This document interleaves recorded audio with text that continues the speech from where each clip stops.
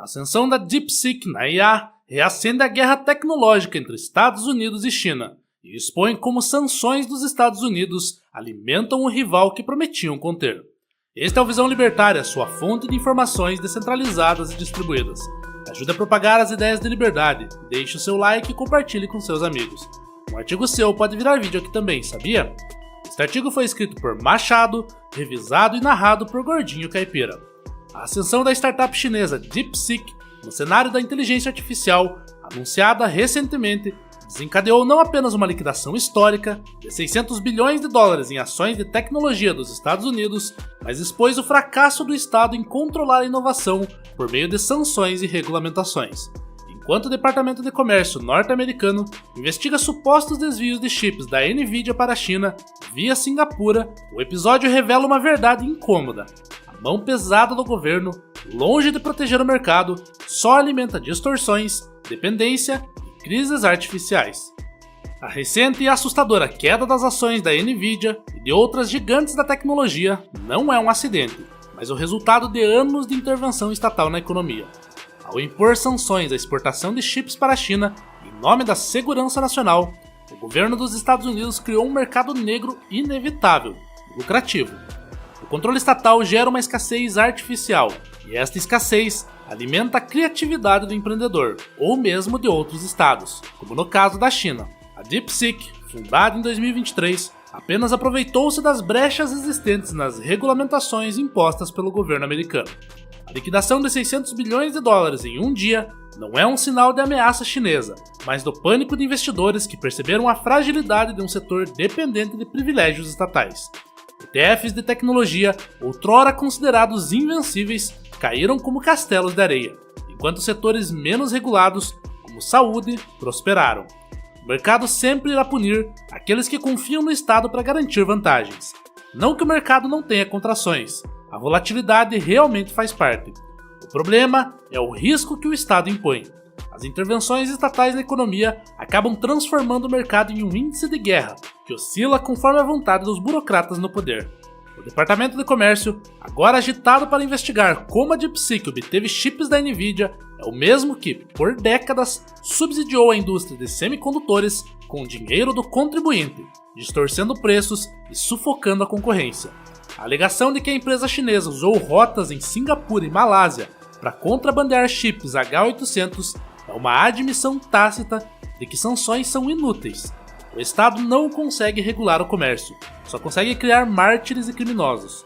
A Nvidia, por sua vez, age como uma típica corporação rentista.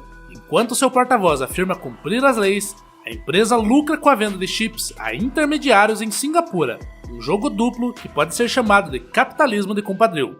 Não há ética no mercado quando o Estado dita as regras, apenas um jogo de poder e controle onde as peças são o próprio povo. A China não sai limpa, longe disso, ela trabalha da mesma forma, é a comparsa. Como qualquer briga entre estados, qualquer guerra, o Estado se fortalece e o povo perde. Não à toa, a China se tornou o que se tornou, essa potência.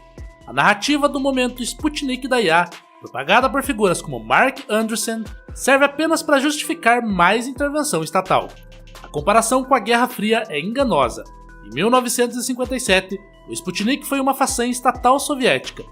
Hoje, a DeepSeek e o ChatGPT, em teoria, são empresas privadas que superaram suas rivais apesar do Estado, e não por causa dele. Mas no fim das contas, o Estado acaba levando o mérito pelo avanço da tecnologia. Gregory Allen, ao sugerir que o timing da DeepSeek é político, ignora que inovação real surge da liberdade empresarial, não de esquemas burocráticos. Não que não existam interesses estatais em financiar empresas, mas sabemos que, na verdade, o governo mais atrapalha do que ajuda. O Estado não cria progresso, ele o sequestra. A China, embora autoritária, permite margem de liberdade econômica que os Estados Unidos, sob o pretexto de segurança, estão sufocando. Enquanto o Departamento de Comércio gasta recursos perseguindo supostos contrabandos, empreendedores chineses redesenham o futuro da IA, sem pedir permissão.